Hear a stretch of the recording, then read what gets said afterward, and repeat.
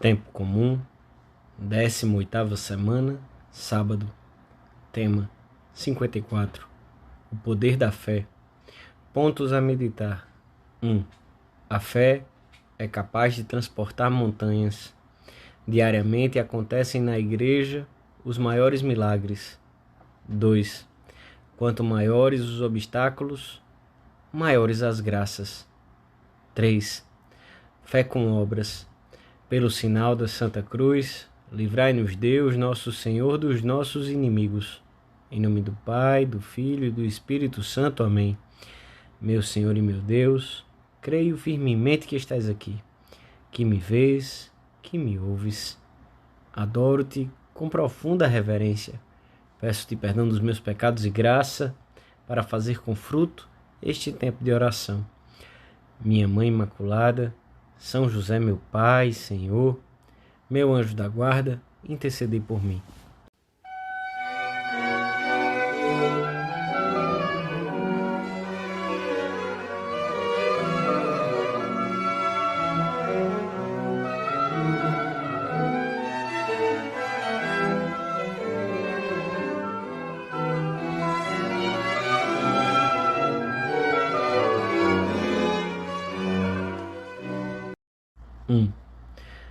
Dentre uma imensa multidão que esperava Jesus, destacou-se um homem que, lançando-se de joelhos diante dele, disse-lhe: Senhor, tem piedade do meu filho. É uma oração humilde a deste pai, como se pode inferir dos seus atos e das suas palavras. Não apela para o poder de Cristo, mas para a sua compaixão. Não faz valer os seus méritos, nem oferece nada. Acolhe-se à misericórdia de Jesus. Recorrer ao coração misericordioso de Cristo significa ser sempre ouvido. O filho ficará curado, coisa que os apóstolos não tinham conseguido anteriormente. Mais tarde, a sós, os discípulos perguntaram ao Senhor por que tinham eles fracassado em curar o garoto endemoniado. E Jesus disse-lhes: por causa da vossa incredulidade. Porque, na verdade, vos digo que, se tiverdes fé como um grão de mostarda, direis a este monte: vai daqui para colar, e ele irá, e nada vos será impossível. Quando a fé é profunda, participamos da onipotência de Deus, a tal ponto que Jesus chega a dizer em outro momento: aquele que crê em mim fará também as obras que eu faço, e fará outras ainda maiores, porque eu vou para o Pai.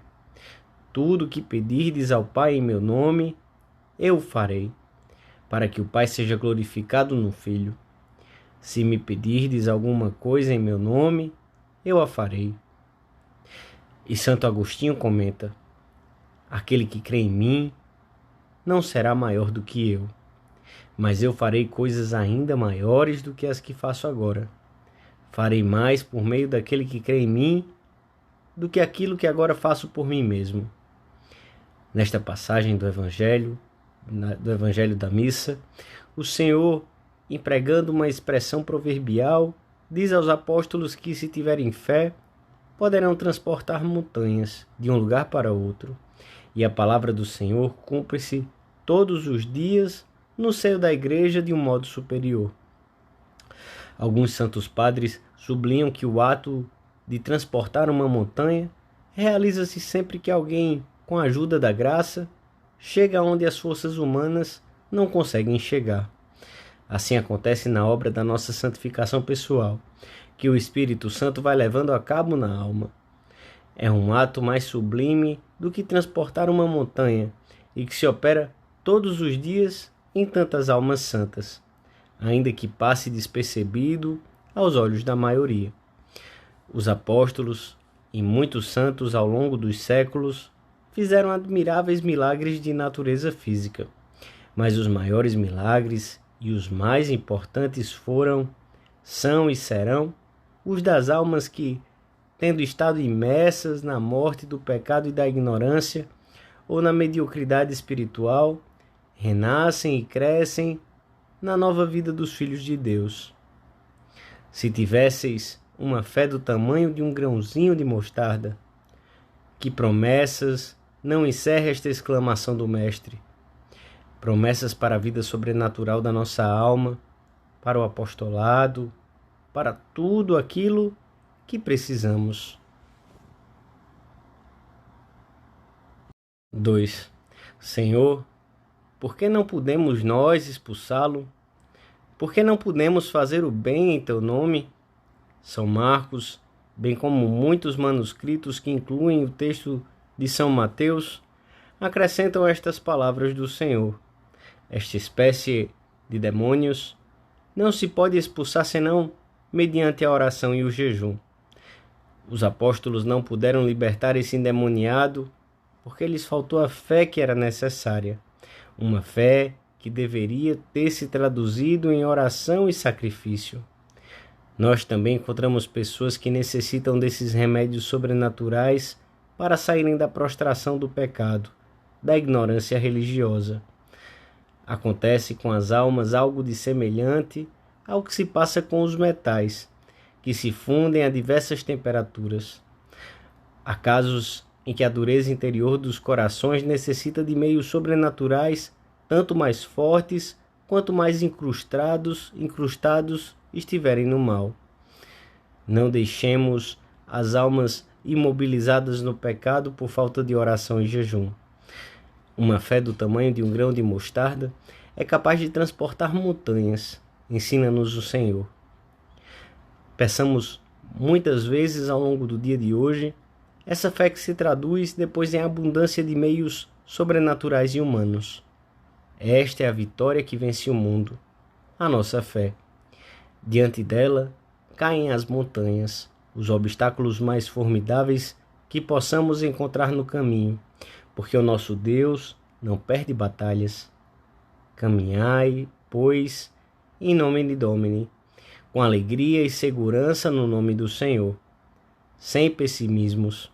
Se surgem dificuldades, surge também em maior abundância a graça de Deus. Se surgem mais dificuldades, o céu envia mais graça de Deus. Se surgem muitas dificuldades, chega-nos muita graça de Deus. A ajuda divina é proporcional aos obstáculos que o mundo e o demônio podem opor ao trabalho apostólico. Por isso, atrever-me-ia até a dizer que convém que haja dificuldades, porque desse modo teremos mais ajuda de Deus. Onde abundou o pecado, superabundou a graça. Os maiores obstáculos a esses milagres que o Senhor também quer realizar agora nas almas, com a nossa colaboração, podem provir sobretudo de nós mesmos, porque, com a nossa visão humana, podemos estreitar o horizonte que Deus abre continuamente na alma dos nossos amigos, parentes, colegas de trabalho ou de estudo. No trabalho apostólico, não podemos dar ninguém por impossível, como tantas vezes demonstraram os santos. A palavra impossível não existe na alma que vive de fé verdadeira. Deus é o mesmo de sempre.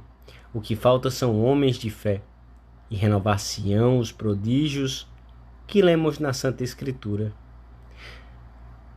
O braço de Deus, o seu poder, não encolheu. Continua a realizar hoje as maravilhas de sempre.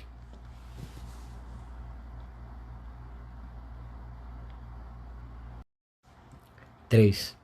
Jesus Cristo estabelece esta condição, que vivamos da fé, porque depois seremos capazes de remover montanhas, e há tantas coisas por remover, no mundo e primeiro no nosso coração, tantos obstáculos à graça. Portanto, fé.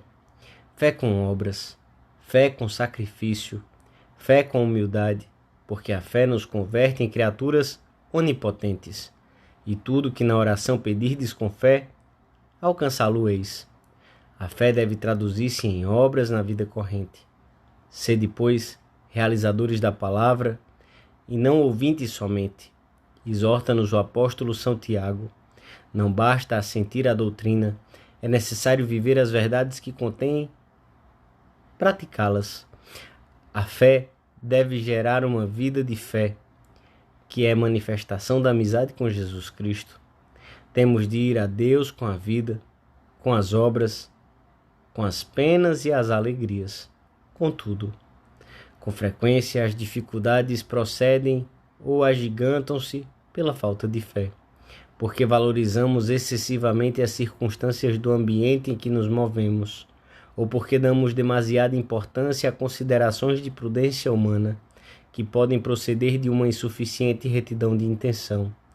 Não há coisa alguma, por mais fácil que seja, que a nossa tibieza não apresente como difícil e pesada, como não há nada que seja difícil e penoso, que o nosso fervor e a nossa determinação não tornem fácil e leve. A vida de fé produz um sadio complexo de superioridade, que nasce de uma profunda humildade pessoal.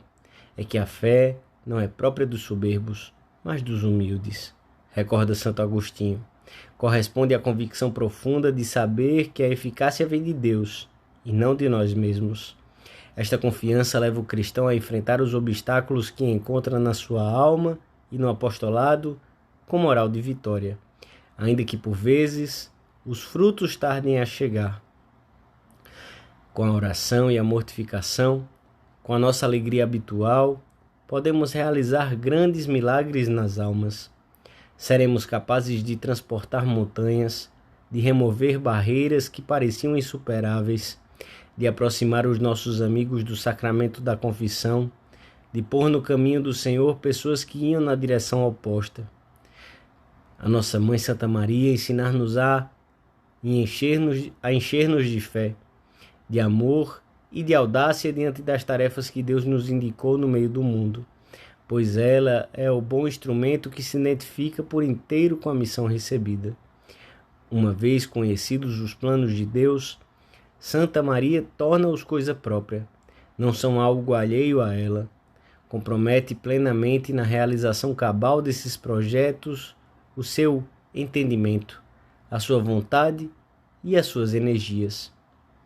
Em nenhum momento a Santíssima Virgem nos aparece como uma espécie de marionete inerme, nem quando empreende a viagem às montanhas da Judéia para visitar Isabel, nem quando, exercendo verdadeiramente o seu papel de mãe, procura e encontra o menino Jesus no templo de Jerusalém, nem quando provoca o primeiro milagre do Senhor, nem quando se situa sem necessidade de que a convocassem ao pé da cruz em que o seu filho morre. É ela que, livremente, ao dizer faça-se, põe em jogo toda a sua personalidade a serviço do cumprimento da missão recebida. Uma tarefa que de modo algum lhe é estranha. Os interesses de Deus são os interesses pessoais de Santa Maria. Não é que algum objetivo pessoal lhe dificultasse os planos do Senhor. É que, além disso, esses objetivos pessoais eram exatamente os planos divinos. Dou-te graças, meu Deus, pelos bons propósitos, afetos e inspirações que me comunicaste nesta meditação. Peço-te ajuda para os pôr em prática. Minha Mãe Imaculada, São José, meu Pai e Senhor, meu anjo da guarda, intercedei por mim.